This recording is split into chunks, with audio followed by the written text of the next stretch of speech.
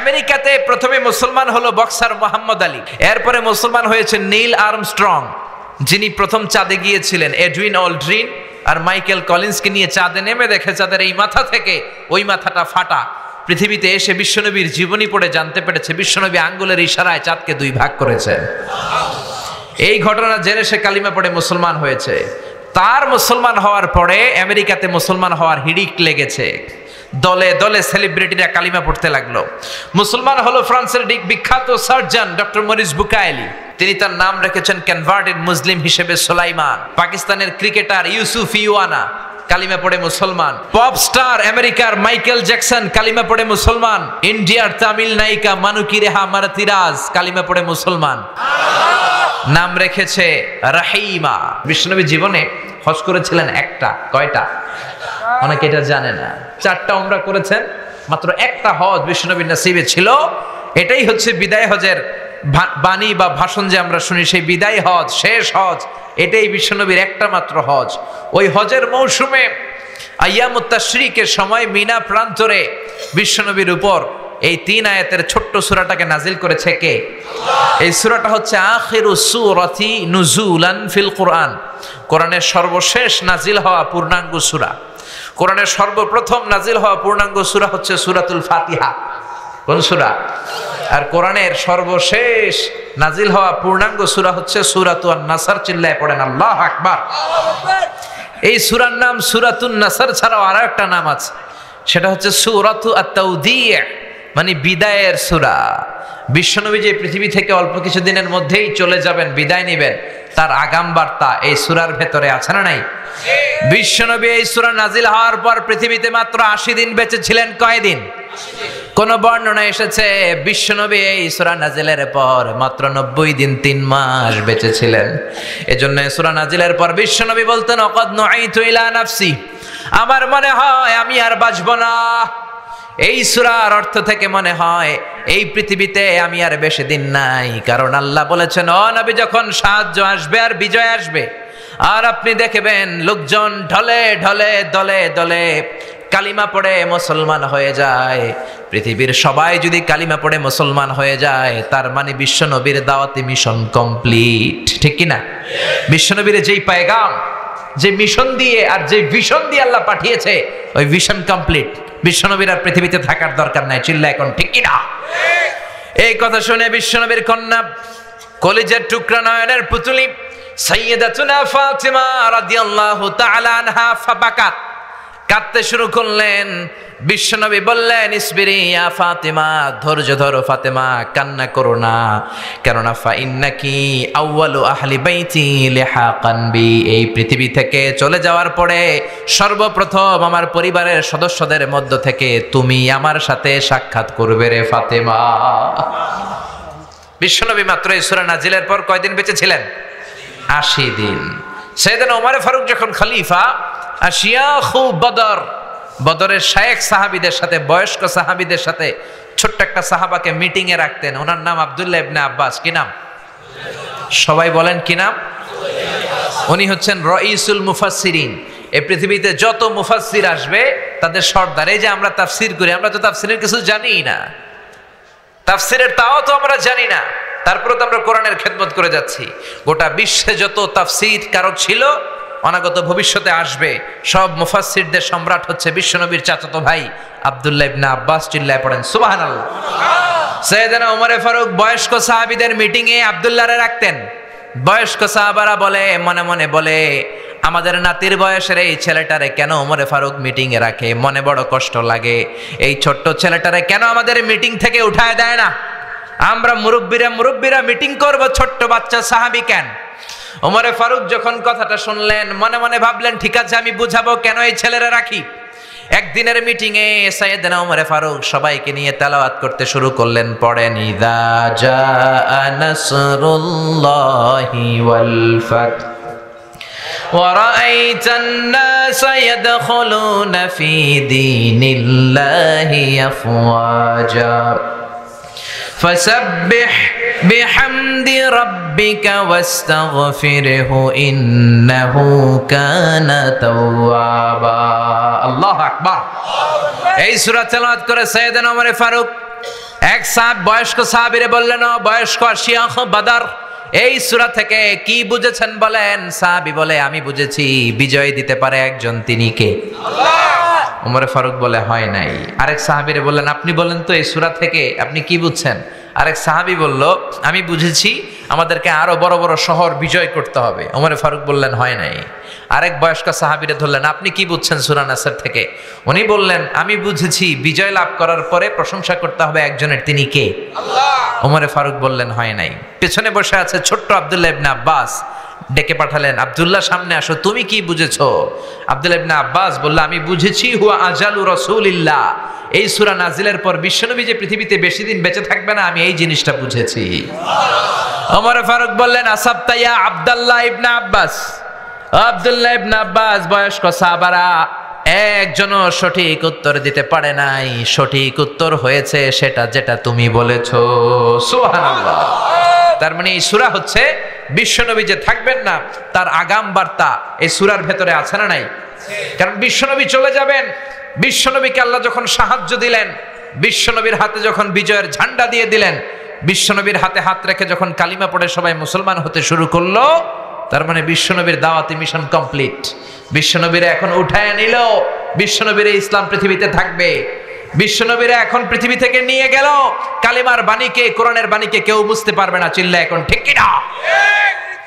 এজন্য আল্লাহ বললেন, ইযা জাআ নাসরুল্লাহি ওয়াল ফাতহ, ও নবী যখন সাহায্য আসবে, বিজয় আসবে, সাহায্য আমাদেরকে দান করে কে?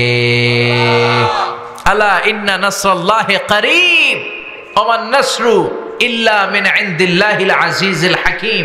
পৃথিবীর কেউ আপনারে সাহায্য করতে পারবে না একজন ছাড়া, তিনি কে? আল্লাহ। আল্লাহ বললেন, নবী যখন আমি আপনারে সাহায্য করব, যখন আমি আপনারে বিজয় দিব, এই ফাতহ দ্বারা উদ্দেশ্য হচ্ছে ফাতহে মক্কা, মানে মক্কা বিজয়। কি বিজয়? জোরে বলেন, সবাই বলেন, মক্কা বিজয়। কারণ মক্কা বিজয় হয়ে যাওয়ার পরে কাফিরদের কোমরকে আল্লাহ ভেঙে দিয়েছে। আর কোন কাফির মুশরিক বিশ্বনবীর সামনে দাঁড়িয়ে বড় কথা বলতে পারে নাই, ঠিক কিনা? এজন্য আল্লাহ বললেন, যখন আমি সাহায্য পাঠালাম, যখন আমি বিজয় দিলাম, রাআইতান নাসা ইয়াদখুলুনা ফি দীনিল্লাহি আফওয়াজা, তখন লোকজন দলে দলে কালিমা পড়ে মুসলমান হয়ে যাবে। সুবহানাল্লাহ। ও নবী যখন আমি আপনার সাহায্য দিব, বিজয় দিব, এজন্য বিশ্বনবীকে আল্লাহ তাআলা বিজয় চাওয়ার জন্য, ক্ষমতা চাওয়ার জন্য দোয়া করতে বলেছে। আল্লাহ নিজে শিখিয়ে দিয়েছে, ও নবী আপনি দোয়া করেন আমি যেন আপনার ক্ষমতার চেয়ারে বসাই, আমি যেন আপনার ক্ষমতা দেই, আমি যেন আপনার সাহায্য করি। এজন্য কল্যাণের জন্য ক্ষমতা চাওয়াটা খারাপ কিছু না। চিল্লা এখন ঠিক কিনা? এজন্য বিশ্বনবী দোয়া করতেন, ওয়াজআলনি মিল্লাদুনকা সুলতানান নাসিরা, ও আল্লাহ আপনি আমারে বিজয়ী শক্তি দেন, সাহায্যকারী শক্তি দেন, ক্ষমতার মসনদে বসিয়ে দেন। কারণ ক্ষমতার মসনদে বসালে আমি কোরআনকে গোটা বিশ্বের মানুষের উপরে কায়েম করে দেব, ঠিক কিনা? এজন্য বিশ্বনবী বলতেন, ইন্নাল্লাহা লা ইয়াযআউ বিসুলতান মা লা ইয়াযআউ বিল কুরআন। আল্লাহ মাঝে মাঝে ক্ষমতার প্রয়োগে সমাজে এমন কিছু করান যেটা কোরআন দিয়ে করানো যায় না। চিল্লা এখন ঠিক কিনা? আমরা আজীবন নামাজের ওয়াজ করব, কিন্তু সবাই নামাজি হবে না। কিন্তু প্রধানমন্ত্রী যদি ঘোষণা করে, আমিও আজকে থেকে নামাজি হয়ে গেলাম, 17 কোটি মানুষ আপনারাও নামাজি হয়ে যান, কালকে থেকে যদি কেউ নামাজ বাদ দেয়, আজীবনের জন্য কারাদণ্ড, 10 লক্ষ টাকা করে জরিমানা, আর প্রত্যেক ওয়াক্তের জন্য 5টা করে ব্যাত। একটা করে বেনামাজি থাকবে? বাংলার জমিনে কোনো জেলায়, কোনো থানায়, কোনো গ্রামে, কোনো মহল্লায়, কোনো পাড়ায়, কোনো বাড়িতে কোনো বেনামাজি থাকবে? চিল্লায় বলেন, থাকবে? আমরা আজীবন ওয়াজ করলেও আপনারা নামাজি হবেন না। নসিব যাদের ভালো তারা হবেন, কিন্তু বাকিরা বেনামাজি। তার মানে সবকিছু ওয়াজ দিয়ে হয় না। মাইরের দরকার আছে না নাই? ক্ষমতার দরকার আছে না নাই? ও মিয়া, বড় বড় আল্লাহর ওলিরা, আলেম ওলামারা বাংলার জমিনে সুদের বিরুদ্ধে ওয়াজ করেছে, মদের বিরুদ্ধে ওয়াজ করেছে, আমরাও করব, কিন্তু আজ মদ আছে না নাই? জোরে বলেন। খতিব ওবায়দুল হক সাহেব কত বড় খতিব ছিল বাইতুল মুকাররমের, উনি সুদের বিরুদ্ধে, মদের বিরুদ্ধে ওয়াজ করতে করতে মরে গেলেন, কিন্তু মদ মরে নাই, সুদ মরে নাই। মুফতি ফজলুল হক আমিনী কত বড় মুফতি ছিলেন, ওয়াজ করতে করতে মদের বিরুদ্ধে, সুদের বিরুদ্ধে ওয়াজ করতে করতে উনি মরে গেলেন, কিন্তু সুদ মরে নাই। বড় বড় আল্লাহর ওলিরা চরমনায়ের পীর সাহেব, আগের পীর সাহেব, সারসিনার আগের পীর সাহেব, আড়াইবাড়ির পীর সাহেবরা মদের বিরুদ্ধে ওয়াজ করেছে। আমার নানা ভাই আড়াইবাড়ির পীর সাহেব, উনি মদের বিরুদ্ধে ওয়াজ করতে করতে মরে যাবে, কিন্তু মদ মরবে না। আমি আজহারি মদ আর সুদের বিরুদ্ধে ওয়াজ করতে করতে আমিও মরে যাব, কিন্তু সুদ মরবে না। কারণ আইন প্রতিষ্ঠা করে যেটাকে সমাজে চালু করা হয় ওইটা ওয়াজে মরে না, ওইটা আরেকটা আইন দিয়ে দমন করতে হয়। চিল্লায় বলেন ঠিক কিনা? এজন্য কোরআনের পক্ষে আইন বানানোর জন্য মসনদে সংসদে কোরআন ঢোকানোর দরকার আছে না নাই? ওয়াজ দিয়ে সুদ মরে না, মদ মরে না। মদ মারতে হলে কোরআনকে মসনদে বসাতে হবে। এজন্য বিশ্বনবী বললেন, ওয়াজআলনি মিন লাদুনকা সুলতানান নাসিরা, ও আল্লাহ আপনি আমারে ক্ষমতা দেন যাতে ক্ষমতা পেয়ে কোরআনের রাজকে আমি সমাজে চালু করে দিতে পারি। ঠিক কি না? এজন্য আল্লাহ বললেন, ওয়ারাআইতান নাসা ইয়াদখুলুনা ফি দীনিল্লাহি আফওয়াজা, ও নবী আপনি দেখবেন আপনারা যখন আমি ক্ষমতার মসনদে বসাবো, ক্ষমতার চেয়ারে বসাবো, আর ওই ক্ষমতা দিয়ে যখন আপনি কোরআনকে এস্টাবলিশ করবেন, লোকজন দলে দলে ঢলে ঢলে বাঁধ ভাঙা জোয়ারের মতো কালিমা পড়ে পড়ে সবাই মুসলমান হয়ে যাবে। ঠিক কি না?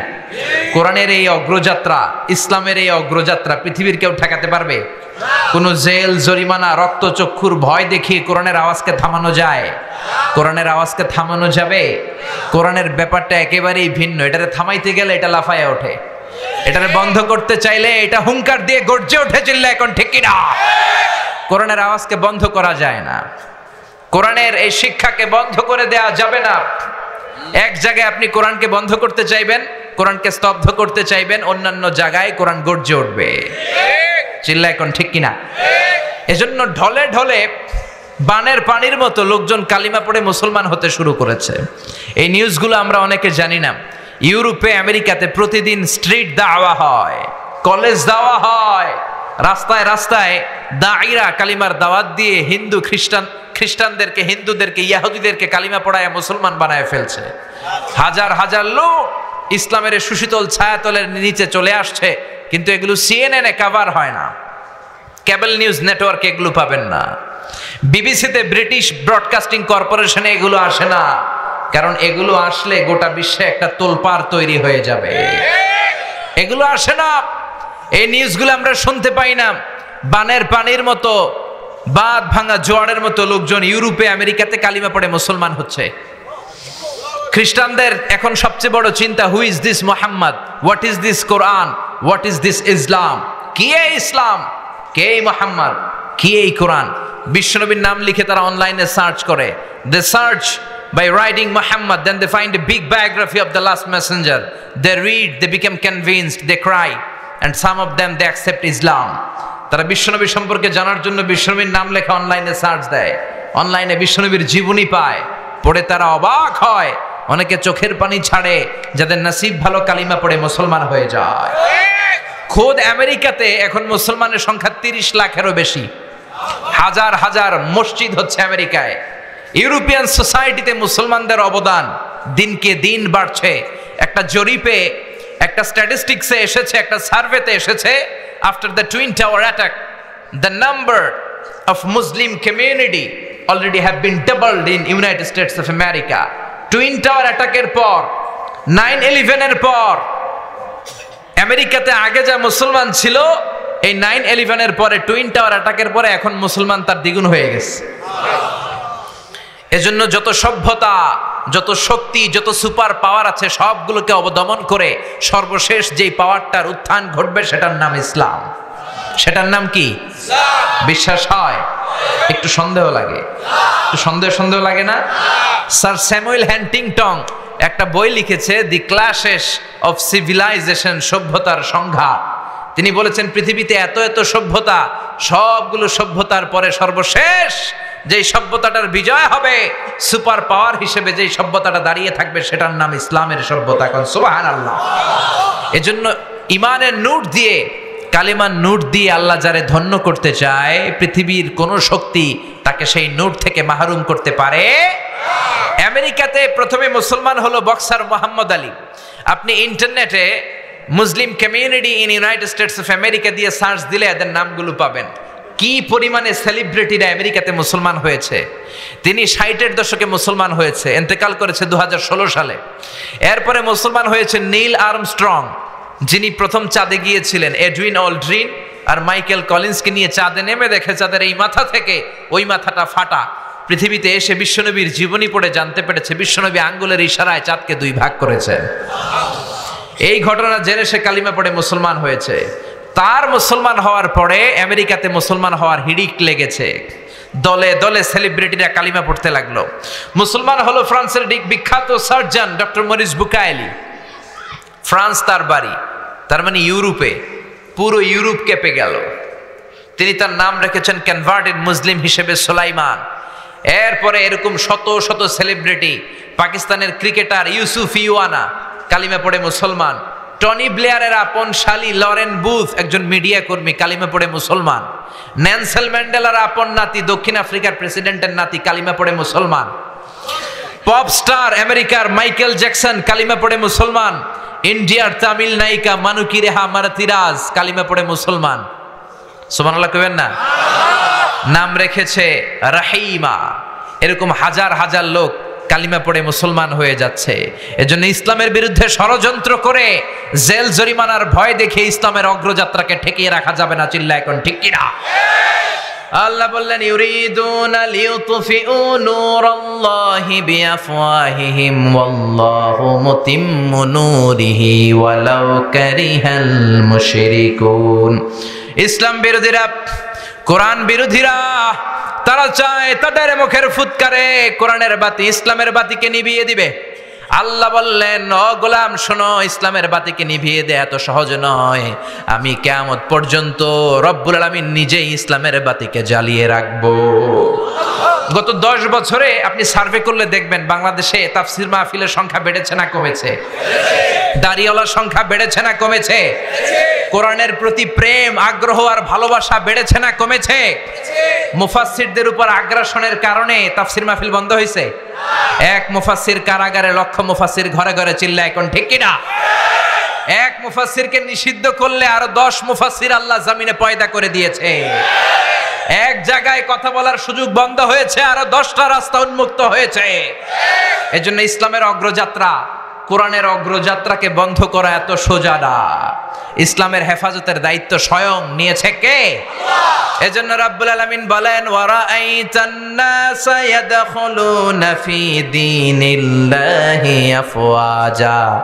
ও নবী, আপনি দেখবেন দলে দলে, ঢলে ঢলে, বাঁধ ভাঙা জোয়ারের মতো লোকজন কালিমা পড়ে মুসলমান হয়ে যায়। সুবহানাল্লাহ পড়েন। অবাক করা কাণ্ড যে ইউরোপে, আমেরিকাতে, গোটা মুসলিম বিশ্বে এত অধপতনের পরেও তারা কেন কালিমা পড়ে মুসলমান হয়? আমরা হচ্ছি সুপার পোর, সবচেয়ে দরিদ্র, সবচেয়ে নির্যাতিত, নিষ্পেষিত একটা জাতি। আমাদের কোনো সেন্ট্রাল লিডারশিপ নাই। মিয়ানমারে আমগরে মাইরা ভর্তা বানাইতেছে, ধমক দিবে এরকম ধমক দেওয়ার মতো নেতাটাও নাই। ঠিক কিনা? তারপরে ইসলামের অগ্রযাত্রা অব্যাহত আছে না নাই? কেন মুসলমান হচ্ছে লোকজন? কেন কালিমা পড়ে ইসলামের সুশীতল ছায়ার ভেতরে আসছে? এর কারণ ইসলামকে আল্লাহ এত ইউনিক, আনপ্যারালাল, এত সমৃদ্ধ এবং বিবেক সুলভ, জীবন ঘনিষ্ঠ ধর্ম হিসেবে এই পৃথিবীতে পাঠিয়েছেন। ইসলাম নিয়ে কেউ যদি অ্যানালাইসিস করে, গবেষণা করে, সে যদি বুদ্ধিমান হয়, সে কালিমা পড়ে মুসলমান হয়ে যায়। চিল্লা এখন ঠিক কিনা? ইসলামকে আল্লাহ কিছু খাসায়েস দিয়েছে, আনপ্যারালাল বৈশিষ্ট্য দিয়েছে, যেগুলো পৃথিবীর কোন ধর্মের ভেতরে নাই। সুবহানাল্লাহ পড়েন। আপনি এক এক ধর্মের ভেতরে এক এক ধরনের অসারতা পাবেন। সব ধর্মের প্রতি আমি শ্রদ্ধা রেখেই বলছি, কোন ধর্মের ব্যাপারে আমাদের অ্যালার্জি নাই। কারণ আপনি কোন ধর্ম চুজ করবেন এটা আপনার পার্সোনাল ইস্যু। কিন্তু সব ধর্মের উপর শ্রদ্ধা রেখে বলছি, ইসলাম ধর্মের মতো এত জীবন ঘনিষ্ঠ, এত জীবন সমৃদ্ধ ধর্ম পৃথিবীতে আর দ্বিতীয়টা নাই। ঠিক কিনা? আপনি খ্রিস্ট ধর্মে যান, ওরা শুধু এক বিবাহকে জায়েজ করেছে, একজন পুরুষ শুধু একটা বিয়ে করতে পারবে, ওই স্ত্রী মূল্যে আর একটা। কিন্তু ইসলাম 4টা স্ত্রীকে একসাথে রাখার অনুমতি দিয়েছে। চিল্লা এখন ঠিক কিনা? আপনি ইহুদি হতে চান, ইহুদি হতে পারবেন না। বাই বর্ন আপনাকে ইহুদি হতে হবে। আপনার মা যদি ইহুদি না হয়, আপনি ইহুদি হতে পারবেন না। কিন্তু সব ইহুদি, হিন্দু, খ্রিস্টানের জন্য আমাদের ইসলামের দুয়ার উন্মুক্ত আছে না নাই? হিন্দু ধর্মে একটা নিয়ম ছিল, যে স্বামী যদি মারা যেত তার বউ বেঁচে থাকলে বউকেও আগুনে পোড়ানো হতো, সতীদাহ প্রথা বলে, ঠিক কিনা? রাজা রামমোহন রায় এসে এটাকে উঠিয়েছে। আবার হিন্দু ধর্মে একটা সিস্টেম আছে, আপনাকে আসল হিন্দু হইতে হইলে একবার গোমূত্র পান করতে হবে, গরুর পেশাব পান করবেন নি? 1 কোটি 2 কোটি টাকা দিলে 3 কোটি, গোটা পৃথিবীটাও যদি আমাদেরকে দিয়ে দাও, আমরা গরুর পেশাব খাবো না, চিল্লা এখন, ঠিক কিনা? এইরকম কোনো অসার বিধান, জীবনের সাথে কোনো সংযোগ নেই, কানেকশন নেই, এরকম কোনো বিধান ইসলামে আছে? এই জন্য এগুলো দেখে, ইসলামের বিউটি দেখে লোকজন কালিমা পড়ে মুসলমান হয়ে যায়, কোন সুবহানাল্লাহ। লন্ডনে আমার কিছু ফ্রেন্ড, তারা ক্লিনলিনেস অ্যাওয়ারনেস ক্যাম্পেইন করেছে, সব জায়গার ময়লা পরিষ্কার করত। তো লোকজন জিজ্ঞেস করলো যে লন্ডনের এই ময়লাগুলো কোথায়? সবাই বলল কিছু যুবক ছেলে ময়লা পরিষ্কার করে। তারা যেয়ে দেখলো যুবকগুলো কথা বলে না, মুখে মাস্ক আর গেঞ্জির মধ্যে লেখা মুহাম্মদ সাল্লাল্লাহু। দেখেন, কথা না বলেও শুধু একটা শব্দ দিয়েও দাওয়াতি কাজ করা যায় কি যায় না? চিল্লায় বলেন। এই বিশ্বনবীর নাম দেখে দেখে, কোরআনের নাম শুনে শুনে তাদের দ্বারা ইনফ্লুয়েন্সড হয়ে হয়ে লন্ডন শহরেরও অনেক যুবক কালিমা পড়ে মুসলমান হয়েছে, কোন সুবহানাল্লাহ। এজন্য রাব্বুল আলামিন বলেন, ইসলামকে আমি এমন ভাবে নীতি সমৃদ্ধ করেছি, আহকাম সমৃদ্ধ করেছি, ইসলাম ছাড়া পৃথিবীর অন্য কোনো ধর্মে এত সৌন্দর্য নাই। সুবহানাল্লাহ। ইসলামের প্রথম সৌন্দর্য হচ্ছে এটা রাব্বানি, আল্লাহ প্রদত্ত ধর্ম। এটা মানব মস্তিষ্ক প্রসূত কোনো ধর্ম নয়, এটা মানুষের বিবেক দিয়ে বানানো ধর্ম নয়। এই ধর্মকে সরাসরি আসমান থেকে নাজিল করেছে কে? আল্লাহ। খ্রিস্টানরাও কিন্তু আল্লাহরে মানে, কিন্তু তারা শিরক করে ফেলে। এজন্য যারা বিদেশে যাওয়ার জন্য ডলার কিনেছিলেন, দেখবেন ডলারের পেছনে লেখা ইন গড উই ট্রাস্ট, আমরা গডে বিশ্বাসী। খ্রিস্টানরা কিন্তু নাস্তিক না। নাস্তিকরা পৃথিবীতে সবচেয়ে কপাল পোড়া, কারণ ওদের কান্নাকাটি করার কোনো জায়গা নাই, ঠিক কিনা? নাস্তিকের চেয়ে হিন্দু ভালো, কারণ তারা মূর্তির সামনে যে কান্নাকাটি করার সুযোগ আছে না নাই? নাস্তিকের চেয়ে ইহুদি ভালো, কারণ তারা সিনাগগে যে পূজা করে। নাস্তিকের চেয়ে খ্রিস্টান ভালো, কারণ তারা জেসাস খ্রাইস্টের কাছে যেয়ে চায়। আমরা মসজিদে যেয়ে কার কাছে চাই? কিন্তু নাস্তিকরা কার কাছে চায়? জোরে বলেন, জোরে বলেন। ওদের চাওয়ার কোনো জায়গা আছে? এজন্য নাস্তিক হওয়া যাবে। ইউনাইটেড স্টেটস অফ আমেরিকার জনগণরা কিন্তু নাস্তিক নয়, ওরা খ্রিস্টান। প্রোটেস্ট্যান্ট, অর্থোডক্স আর রোমান ক্যাথলিক, এই 3টা মাযহাব ওদের। আমাদের মাযহাব কয়টা? হানাফি, শাফিঈ, মালিকি, হাম্বলি। আর ওদের হচ্ছে রোমান ক্যাথলিক, প্রোটেস্ট্যান্ট, আর একটা হচ্ছে অর্থোডক্স। ওরাও আল্লাহরে বিশ্বাস করে, কিন্তু শিরক করে ফেলে। ট্রিনিটি, ওই যে শিরক করা যাবে না। ওরা ট্রিনিটিতে বিশ্বাসে, আরবিতে বলে তাসলিস, তৃত্ববাদ। ওরা বলে আল্লাহর ছেলে হচ্ছে ঈসা আর তার ওয়াইফ হচ্ছে মারিয়াম। এই কথা বলেই সব গুলায় ফেলছে, চিল্লায় বলেন ঠিক কিনা? আল্লাহ বলে ইসলামের প্রথম সৌন্দর্য এটা রাব্বানি ধর্ম। পৃথিবীর কোন মানুষের মন মস্তিষ্ক প্রসূত কোনো কথা দিয়ে কোরআন চলে না, ইসলাম চলে না। ইসলাম চলে একজনের কথায়, তিনি কে? আল্লাহ। এই জন্য কবরে গেলে প্রথম প্রশ্ন, মার রব্বুক, তোমার রব আছে কিনা ওইটা জিজ্ঞেস করা হবে। আপনি যদি বলেন আমি জানি না আমার রব কে, মায়ের আছে না নাই? মাটিতে না পিঠে? আপনাকে সাহস নিয়ে ফেরেশতাদের সামনে জবাব দিতে হবে, আল্লাহ আমার রব। জোরে, আল্লাহ আমার রব, এই রবি আমার সব, দমে দমে তনু মনে তারি অনুভব। আল্লাহ আমার রব, এই রবি আমার সব। চিল্লায় পড়েন আল্লাহু আকবার। এখন অনেকে প্রশ্ন করতে পারে, হুজুর খ্রিস্ট ধর্ম এটাও তো আল্লাহ পাঠিয়েছে, কথা ঠিক। ইহুদি ধর্ম এটাও তো আল্লাহ পাঠিয়েছে, এই কথাও ঠিক। কিন্তু উত্তর হচ্ছে, খ্রিস্ট ধর্মের যে স্ক্রিপচার, রিলিজিয়াস বুক, এটাকে তারা অক্ষুণ্ণ রাখতে পারে নাই। দে ডিস্টর্টেড দেয়ার রিলিজিয়াস স্ক্রিপচার। তারা তাদের ইনজিলকে পরিবর্তন করেছে। আল্লাহ তাআলা সাইয়েদনা ঈসা আলাইহিস সালামের উপর যে ইনজিল পাঠিয়েছিল পৃথিবীতে, এখন কি ওই ইনজিল অবশিষ্ট আছে? জোরে বলেন। কিচ্ছু অবশিষ্ট নেই। আমি নিজে ইনজিল পড়েছি, আমি ধর্মতত্ত্বের ছাত্র। আল আজহার ইউনিভার্সিটিতে ম্যাথিউ, লুক, গসপেল, বাইবেলের শ্লোকগুলো আমাদেরকে পড়তে হয়েছে। আল্লাহ তাওরাত কিতাব পাঠিয়েছিলেন তুর পাহাড়ের উপর সাইয়েদনা মুসার কাছে। ওই তুর পাহাড়েও আমি 2 বার উঠেছি। ইহুদিবাদও আল্লাহ পাঠিয়েছে, খ্রিস্টবাদও আল্লাহ পাঠিয়েছে, কিন্তু তাদের কিতাব তাওরাত আর ইনজিল তারা আল্লাহর পাঠানো কিতাবের মতো রাখে নাই, যার যেমন মন চায় ওইরকম কথা ঢুকিয়েছে। চিল্লা এখন ঠিক কিনা? কিন্তু ১৫০০ বছরের ব্যবধানে আল্লাহর কোরআনের ৬৬৬৬ আয়াতের একটা আয়াতেরও পরিবর্তন ঘটেছে? একটা জেড জবরের কোনো পরিবর্তন হয়েছে? একটা অক্ষরের কোনো পরিবর্তন হয়েছে? কোনোদিন পরিবর্তন হবে? পৃথিবীর সব কোরআনগুলোকে একসাথে স্তূপ করে আপনি যদি আগুন জ্বালিয়ে দেন তাইলে মনে হয় পৃথিবীতে আর কোরআন থাকবে না? থাকবে? থাকবে। আমার হাফেজদের কলিজায় কোরআন আছে না নাই? যদি আগুন লেগে ধ্বংস হয়ে যায়, ধ্বংস হয়ে যায়, যদি আগুন লেগে যায় পুড়ে যায় পৃথিবীর সব বইয়ের দোকান, বিশ্ব থেকে হারাবে না পবিত্র কোরআন, বিশ্ব থেকে হারাবে না পবিত্র কোরআন। পড়েন আল্লাহু আকবার। এজন্য আগুন জ্বালিয়ে দিয়ে পৃথিবীর থেকে কোরআনকে নিশ্চিহ্ন করে দেয়া যাবে না। আমাদের হাফেজ ভাইদের সেনার ভেতরে, কলিজার ভেতরে কোরআনের আয়াতগুলোকে সংরক্ষিত করে দিয়েছে কে? এজন্য এই ধর্মের ইউনিকনেস হচ্ছে আল্লাহ স্বয়ং নিজেই এই ধর্মের যে কিতাব কোরআনকে হেফাজত করছে, এই ধর্মকে হেফাজত করছে। তাই পৃথিবীর কোনো শক্তি বা অপশক্তি কিংবা পরাশক্তি ইসলামের কিচ্ছু করতে পারবে না। চিল্লা এখন ঠিক কিনা? এই ধর্মের দ্বিতীয় ইউনিকনেস হচ্ছে আল ইনসানিয়া, এটা মানবতার ধর্ম। ইসলাম বলে সবার উপরে মানুষ সত্য, তাহার উপরে নাই। চিল্লায় পড়েন আল্লাহু আকবার।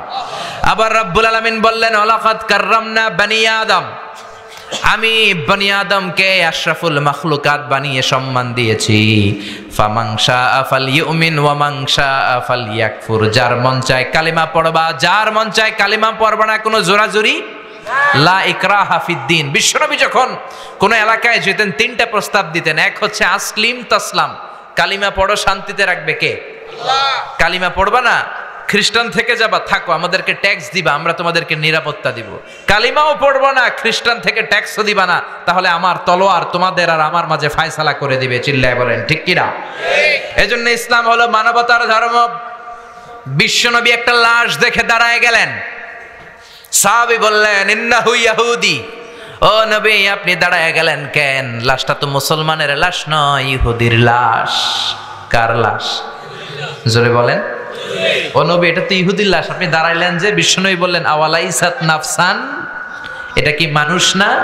এটা ইহুদি হোক, এটা খ্রিস্টান হোক, এটা বৌদ্ধ হোক, এটা তো মানুষ। আমি মানুষকে সেলিউট করেছি, আমি মানুষকে সম্মান দিয়েছি। চিল্লায় বলেন আল্লাহু আকবার। এজন্য এই ধর্মটা হচ্ছে ইনসানিয়ার ধর্ম, মানবতার ধর্ম। ৩ নম্বরে এই ধর্মটা হচ্ছে দিনুন শামেল, দিনুন কামেল। আপনার গোটা জীবনে যা যা দরকার সব কিছু কোরআনের ভেতরে দিয়ে দিয়েছে কে? কোরআনের শুরু থেকে শেষ পর্যন্ত যদি আপনি রিসার্চ করেন, আপনি দেখবেন আপনার জীবনের এমন কোনো অঙ্গন নাই যে অঙ্গনের ব্যাপারে আপনারে আল্লাহ পাক কিছু বলে নাই, সব বলে দিয়েছে। এজন্য ইসলামকে খণ্ডিত করে মানা যায় না, মানলে পুরোটাই মানতে হয়। আপনি যদি বলেন ১১৪টা সূরার ১১০টা মানি, 4টা মানি না, মুমিন না কাফের? মানলে আপনার সব মানতে হবে। ৬৬৬৬ আয়াত, আপনি বললেন ৬৬৬৫টা মানি, কয়টা মানি না? মুমিন না কাফের? মুমিন না কাফের? অনেকে বলে আমরা সুবিধাজনক কথাগুলা মানি, কঠিন কথা মানি না। এরকম কথা যারা বলে মুমিন না কাফের? সুন্নাত নয় শুধু সুমধুর আলাপন, আর সুন্নাত হলো হুঙ্কার গর্জন। ঠিক কি না? আপনি মিষ্টি মিষ্টি আলাপ করলেন, অন্যায়ের প্রতিবাদ করলেন না, হুঙ্কার দিলেন না, আপনি কি মুমিন না কাফের? সুন্নাত নয় শুধু মেষ চড়াতে যাওয়া, আর সুন্নাত হলো রাষ্ট্রনায়ক হওয়া। ঠিক কি না? মা মিন নাবিয়্যিন ইল্লা রাআল গানাম, পৃথিবীতে এমন কোন নবী নাই যে নবী ছাগল চড়ায় নাই। এজন্য সুন্নত আদায়ের জন্য আপনি ছাগল চড়ান, কিন্তু কোরআনকে যে সংসদে বসাইতে হবে ওই সবচেয়ে বড় সুন্নাতটা আপনি মানেন না, আপনি মুমিন না কাফের? সুন্নাত নয় শুধু পাগড়ি মাথায় দেয়া, আর সুন্নাত হলো অন্যায় বাধা দেয়া। ঠিক কি না? পাগড়ি মাথায় দিয়ে সুন্নাত আদায় করতেছেন, সমাজের অন্যায়ের ব্যাপারে আপনি নিশ্চুপ। আর সাকিতু আনিল হাক্কি শায়তানুন আখরাস, অন্যায় দেখে বাতিল দেখে যে চুপ থাকে ওইটা হইলো বোবা শয়তান। চিল্লা এখন ঠিক কিনা? আপনি পাগড়ি মাথায় দিয়ে সুন্নাত আদায় করতেছেন কিন্তু অন্যায় দেখে বাধা দেন না, মুমিন না কাফের? সুন্নাত নয় শুধু পাগড়ি মাথায় দেয়া, আর সুন্নাত হলো অন্যায় বাধা দেয়া মোহাব্বতে তার। সুদিনের সাথী তুমি দুর্দিনেও তার পাশে থাকো কি, আরো কিছু সুন্নাত আছে তুমি জানো কি, জানলেও জীবনে কখনো তা মানো কি। সুন্নাত নয় শুধু দাওয়াতের মেহমান, খালি দাওয়াত খাইবেন সুন্নাত হয়ে গেল? হ্যাঁ, সুন্নাত নয় শুধু খাওয়া শেষে মধুপান। মিলাদের পর গরম গরম জিলাপি, সুন্নাত শেষ নাকি? আরো কিছু সুন্নাত আছে তুমি জানো কি, জানলেও জীবনে কখনো তা মানো কি। চিল্লায় বলেন ঠিক কিনা? এজন্য রব্বুল আলামিন বলেন, গোলাম মানলে পুরোটাই মানবা, তাইলে তোমারে পাক্কা মুমিন বানায় দিবে কে? এই ইসলামের আরেকটা অনন্য বৈশিষ্ট্য হচ্ছে ইসলাম মানা সোজা। ইসলাম মানা কঠিন না সহজ? ইসলামের যত নিয়ম আপনার সাথে স্যুট করবে, আপনার সাথে ম্যাচ করবে, আপনার সাথে যাবে না, স্যুট করে না, ম্যাচ করে না, এমন কোনো নিয়ম আল্লাহ দেয় নাই। সুবহানাল্লাহ। দাঁড়িয়ে নামাজ পড়া ফরজ, দাঁড়াতে পারেন না, বসে পড়েন, কবুল করে নিবে কে? ওযু করে নামাজ পড়া ফরজ, ঠান্ডা লাগছে তায়াম্মুম করেন, কবুল করে নিবে কে? দামি জিনিস দিয়ে মহারণা দেওয়া ফরজ, টাকা নাই কিন্তু কোরআনের কয়েকটা সূরা জানেন, আপনার স্ত্রী সূরা পারে না, আপনি আপনার স্ত্রীকে কোরআনের সূরা পড়ায় দেন, এইটাকেও মোহর হিসেবে কবুল করবে কে? বিশ্বনবী বললেন, ইয়াসিরু ওয়ালা তুআসিরু বাশিরু ওয়ালা তুনাফিরু। ইসলামকে সহজ করে সাবলীল করে মানুষের কাছে উপস্থাপন করো, ইসলামকে কঠিন করে দিও না। চিল্লায় পড়েন সুবহানাল্লাহ। এজন্য ইসলাম মানা সহজ, ইসলামের মধ্যে কোনো কাঠিন্যতা নাই। বিশ্বনবী বললেন, ইদা জাআল আশা ওয়াল আশা ফাকাদ্দিমুল আশা ক্বাবলাল ইশা। এশার আশা যদি একসাথে আসে, রাতের নামাজ মানে এশার নামাজকে আরবিতে বলে এশা, আরবিতে কি বলে? আর রাতের খাবার রে বলে আশা। রাতের খাবার রে কি বলে? বিশ্বনবী বললেন এশা আর আশা এই দুইটা যদি একসাথে আসে, ফাকাদ্দিমুল আশা ক্বাবলাল ইশা, এশার নামাজের আগে আগে আশা খাইয়া নিও, মানে রাতের খাবার খাইয়া নিও। সুবহানাল্লাহ কইবেন না? এশার আজানও হচ্ছে, আবার বিরিয়ানির প্যাকেটও চলে আসছে, গরম গরম বিরিয়ানি, কি করবেন? আগে খাবেন, কারণ না খেয়ে নামাজে দাঁড়ালে বিরিয়ানির চিন্তা আছে না নাই? হ্যাঁ, আমার প্যাকেট নিয়ে কেউ চুরি করে নিয়ে যায়, না জানি আমার ভাগে ছোট প্যাকেট পরে, টেনশন আছে না নাই? কত সুন্দর ইসলাম! আপনার ডিমান্ডকে, আপনার জীবনের প্রয়োজনকে গুরুত্ব দিল কে? চিল্লায় বলেন কে? এগুলো দেখে লোকজন কালিমা পড়ে মুসলমান হয়ে যায়। এই ইসলামটা হচ্ছে নলেজ বেসড রিলিজিয়ন। এই ইসলামের মধ্যে কোনো গোজামিল নাই। আমি গোজামিল দিলে আমারও আপনারা ধরবেন, চিল্লায় এখন ঠিক কিনা? কিন্তু বাইতুল মুকাররমের খতিব গোজামিল দিলে মনে হয় সমস্যা নাই নাকি? উনি গোজামিল দিলেও ধরবো। কাবার ইমাম শাইখ আব্দুর রহমান সুদাইস যদি গোজামিল দেয় 7 খুন মাফ। হ্যাঁ, ওনারও ধরবেন? এত সাহস, ওনাকেও ধরতে হবে। গোজামিল নাই, কারণ এই কোরআনের প্রথম কথা শুরু হয়েছে পড়ো, নলেজ গ্যাদার করো। কোরআনের প্রথম কথা কি? ইকরা বিসমি রাব্বিকাল্লাযী খালাক, খালাকাল ইনসানা মিন আলাক। আল কোরআনের প্রথম বাণী পড়ো, আল হাদিসে নবীর কথা পড়ো। আল কোরআনের প্রথম বাণী পড়ো, আল হাদিসে নবীর কথা পড়ো। পড়ে পড়ে শিখো, শিখে শিখে তুমি তোমার নিজের জীবন গড়ো। ঠিক কিনা? Knowledge based. আল্লাহ কোরআনের প্রথমেই বলে নাই নামাজ পড়, যাকাত দে, জিকির কর। কোরআনের প্রথমে কি বলেছে? কোরআনের প্রথম কথা হলো পড়ো। তাহলে পড়লেই জানতে পারবেন, পড়লেই বাঁচতে পারবেন। বাঁচতে হলে পড়তে হবে, বাঁচতে হলে কি করতে হবে? ইসলামের মধ্যে কোনো গোজামিল নাই। আবার ইসলাম হচ্ছে দ্বীনুস সালাম, শান্তির ধর্ম। বিশ্বনবী যখন কোন রাজা বাদশাদের কাছে তাওহীদের দাওয়াত দিতেন, ইসলামের দাওয়াত দিতেন। প্রথম কথা থাকতো আসলিম তাসলাম, ইসলাম মানো তোমাদেরকে শান্তি দিবে কে। এই জন্য ইসলামের গ্রিটিংস, সম্বোধন পদ্ধতি, কারোর সাথে দেখা হলে আমরা এই শান্তির পয়গাম পৌঁছাই। শান্তির পয়গাম হচ্ছে সালাম। শান্তির পয়গাম কি? এটা তো 21শে ফেব্রুয়ারি। যারা ভাষা শহীদ তাদের জন্য আমাদের সালাম আছে না নাই? সালাম সালাম হাজারে সালাম, সকল শহীদ স্মরণে আমার হৃদয়ে রেখে যেতে চাই তাদের স্মৃতির চরণে। পড়েন আমিন। আল্লাহ যার্রা পরিমাণ ইমান নিয়ে যে মুক্তিযোদ্ধা ভাইয়েরা, ভাষা শহীদরা কবরে চলে গেল, তাদের কবরটাকে তুমি জান্নাতের বাগান বানিয়ে দিও। আর জোরে পড়েন আমিন।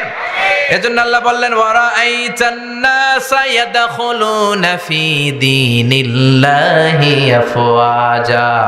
ও নবী, আপনি দেখবেন দলে দলে লোকজন কালিমা পড়ে মুসলমান হয়ে যায়। কেউ ইসলামের এই অগ্রযাত্রাকে ঠেকা রাখতে পারবে নাকি বুশ পারবে? ডোনাল্ড ট্রাম্প, বারাক ওবামা, পৃথিবীর কোন মহাশক্তি কোরআনের আওয়াজকে, ইসলামের অগ্রযাত্রাকে থামায় দিতে পারবে? এজন্য রব্বুল আলামিন বললেন, নবী আপনি দেখবেন লোকজন কালিমা পড়ে মুসলমান হয়ে যায়, ইসলামের ছায়া তলে চলে আসছে, ইসলামের বিজয় নিশ্চিত হয়ে যাচ্ছে।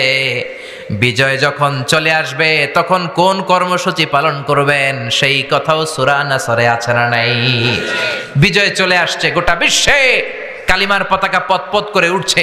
বিজয়ের পরে কি করবেন আল্লাহ বলে দিলেন। পৃথিবীতে যত যুদ্ধের পরে বিজয় হয়েছে দেখবেন বিজিত এলাকার উপর নারকীয় তাণ্ডব আছে না নাই? এলাকাগুলোর ঘরবাড়ি ধ্বংস করে দেয়া হয়, নারীগুলোকে গণধর্ষণ করা হয়, লুটপাট করা হয়, পুরো দেশটাকে সরকার করে দেয়া হয়।